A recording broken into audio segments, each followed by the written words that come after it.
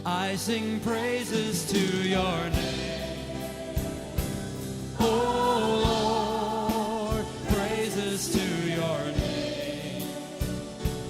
Oh Lord, for your name is great.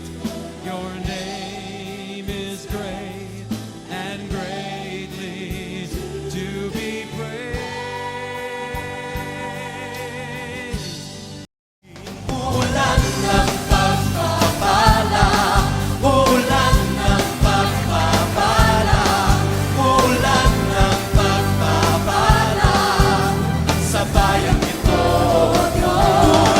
Ulan ng pagpapala, ulan ng pagpapala, ulan ng pagpapala.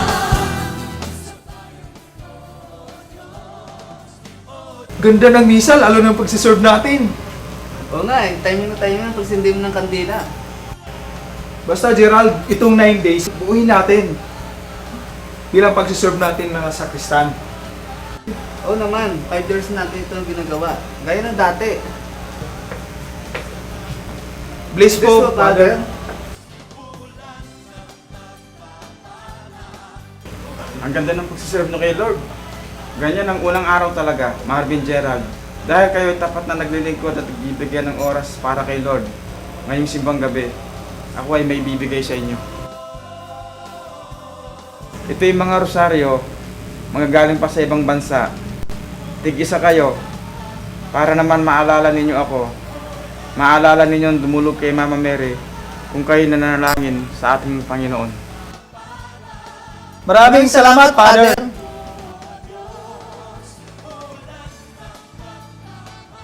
Yes, meron sarili na tayo. At parehas pa. Ganyan talaga mag-best friend. Tama ka dyan. Walang dapat makipaghiwalay sa samahan natin. Ha?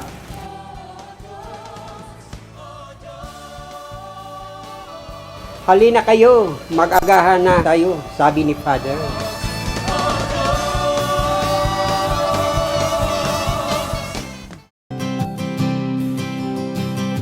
Uy, may sasabihin nga pala ako sa'yo. Ano yon? Alis kasi kami papuntang Dubai. Sa yung probinsya, kailan balik mo? Ibang bansa yon. Sabi kasi ni tatay, doon na daw siya magtatrabaho at baka di na kami bumalik. Oh, paano na tayo? Paano ang sama natin? Magsusulatan naman tayo eh. Yung mga drawing mo at iba pa. Padala mo telegrama at ganun din ako. Ganun? Huwag kang mag-alala. Kahit saan pa tayo magpunta, kahit magkahiwalay pa tayo, mag-best friend pa rin tayo at walang iwanan. Oh Marvin, magpaalam ka na kay Gerald at gayak na tayo. Knowing that she's inches from me. Lumipas ang panahon, naging maunlad ang family ni Marvin. Nakagraduate, nakapagtrabaho sa tanyag na kumpanya. Nagkaroon ng sariling pamilya at sa sobrang busy nila, napabayaan ng pamilya niya. Ang dati-rating naniniwala sa Diyos ay unti-unti ding nawala.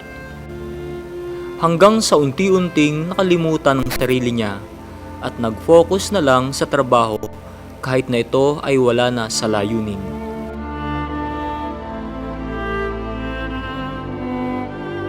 Samantalang si Gerald naman ay simple at payak ang buhay. Nakapagtrabaho sa isang pabrika, nagkapamilya, patuloy na naglingkod sa simbahan bilang isang lay minister.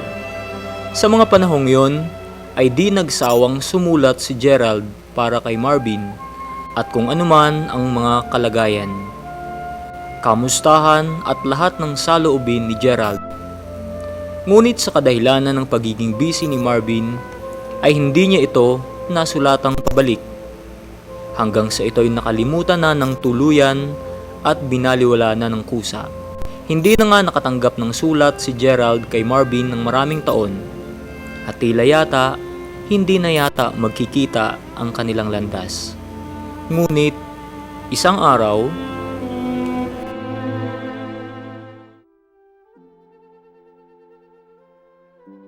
Oh Marvin, buti man napauwi ka. Musta naman? Di talaga sinasadya to eh. May homecoming lang kasi akong pupuntahan. Hindi ko mahindian ang eskwelahan natin dyan. Kasi nga, marami nga daw akong naipundar na mga gusali sa eskwelahan. Paparangalan nila ako, hindi ko naman mahindian. Maigi din anak. Kasi akala ko hindi ka na uuwi pagkatapos ko umuwi eh. May higit 24 years na akong dito sa Pinas. At akala ko di na kita makikita. Tay, ganun talaga eh. Ipit sa trabaho doon, maraming nangangailangan sa akin. Tsaka maganda na yung nandito kayo sa Pinas kasi para pahinga din kayo. Huwag yun akong isipin doon. Ganun naman talaga ang buhay. Kailangan kayod ng kayod. Para din sa inyo naman yun eh. Ganun ba? O, kumusta naman dito? Siya nga pala. Kinakamusta ka ni Gerald? Matagal na. Pinapadalhan kanya ng sulat parate. Hanggang isang araw, di na din siya pumunta rito at tumawag. Mga buwan na din. Ah, ganun ba? Hayaan mo yun.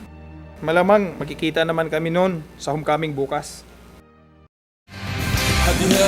Para parangalan ang mga alumni ng ating eskwelahan, tawagin na po natin sila kasama ng awarding ng Certificate of Recognition, ang highest na award ng isang alumni dito. Mr. Andres Bonifacio! Claudio Mosso! Ramon Caredo Jr. At ang pinakahuli, ito ang taong ating pararangalan, ang siyang dahilan na nagkaroon tayo ng high school level at college level. Kumpletong mga gamit at silid paaralan at lahat ng mga pangangailangan nating pinansyal. Taos-pusong tumutulong sa atin kahit siya ay nasa ibang bansa. Walang iba kundi si Marvin Nazareno!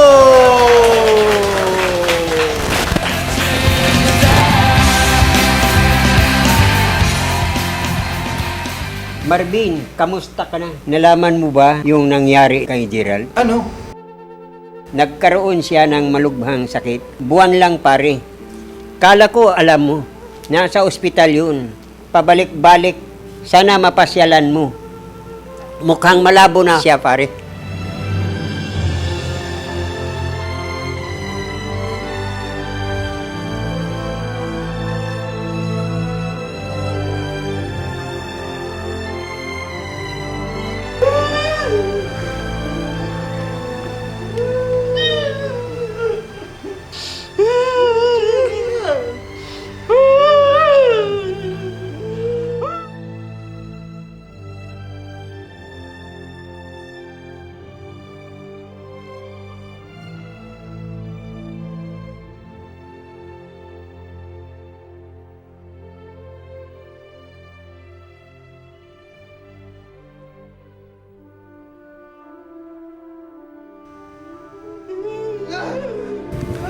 Marvin, ang bilis lang ng pangyayari. Kinuha na sa amin ni Lord ang kapatid namin. Bilis lang. Nang magkasakit siya, ayaw na niyang pasabi sa iyo. Parati niyang sinasabi, baka busy ka, Marvin. Kaya hindi ka na niya inistorbo.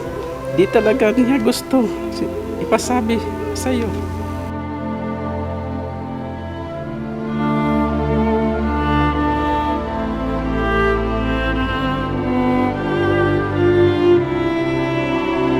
Lord, bakit hindi ko man siya nanatnan ng buhay? Humingi ako ng tawad sa lahat ng ginawa ko sa kanya. Sa mga pagkukulang ko sa kanya. Pagbabaliwala ko sa mga telegrama niya. Sa aking mga pagkukulang ko sa mga mahal ko sa buhay. Dahilan ko sa trabaho kaya napabayaan ko na sila.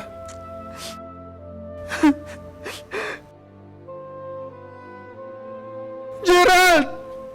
Gerald!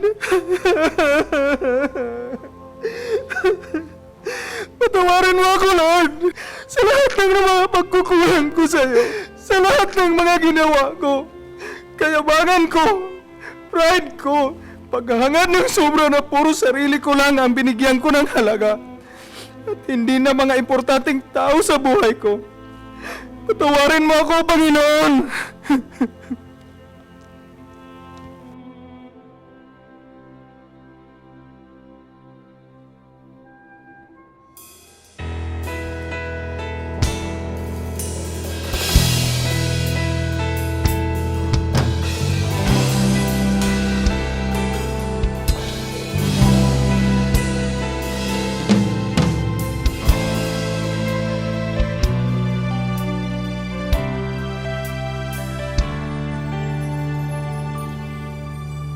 Ikaw, O Diyos, ang aking kaligtasan. Minahal, hinango, ngayoy naging malaya. Sa lahat ng ginawa niyo sa aking buhay, walang hanggang pasasalamat sa iyo'y ibibigay.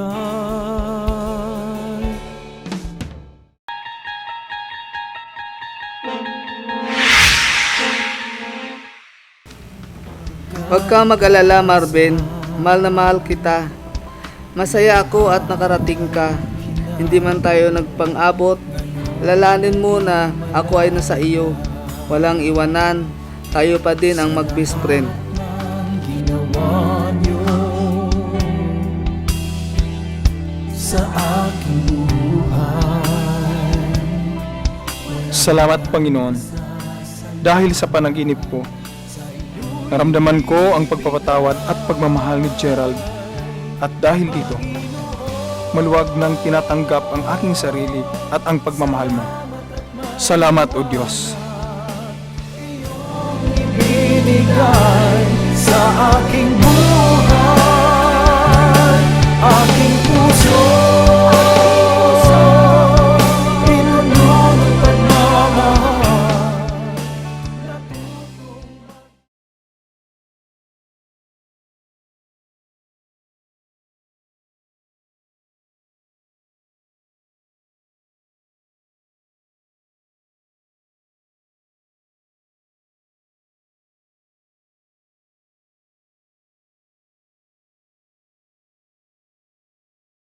Tapos parang ano mo, parang ang dating mo, parang gusto mo rin malaman. Hello? Yes. Oh, bakit? Talagang no? Talagang Oo, sandali lang. Nag-ano pa kami. O, kasama to sa trabaho eh. Kasi may award din kami sa school. Oh. Yung pinaparangaral kasi ako sa yung pag-ano ko sa school lahat.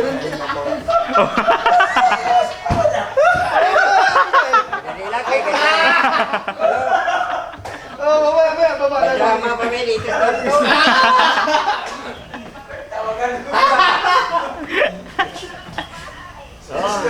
May drama pa kami. Kasama yun sa kakabahan. Wala akong pera. Ay, Mukhang malabo na po siya, pare. Pud, Bisaya. Bisaya!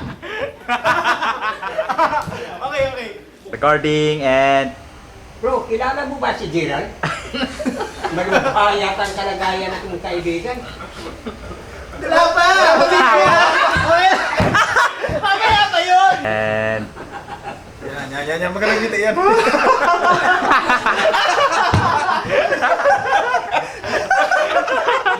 Tayo eh. Yung mga drawing mo at iba pa, padala mo telegrama at ganoon din ako.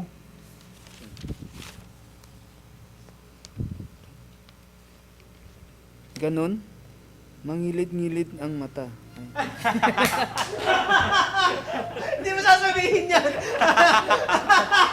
Sige. Okay na. Ulit yung part. Lumalis lang dito, okay?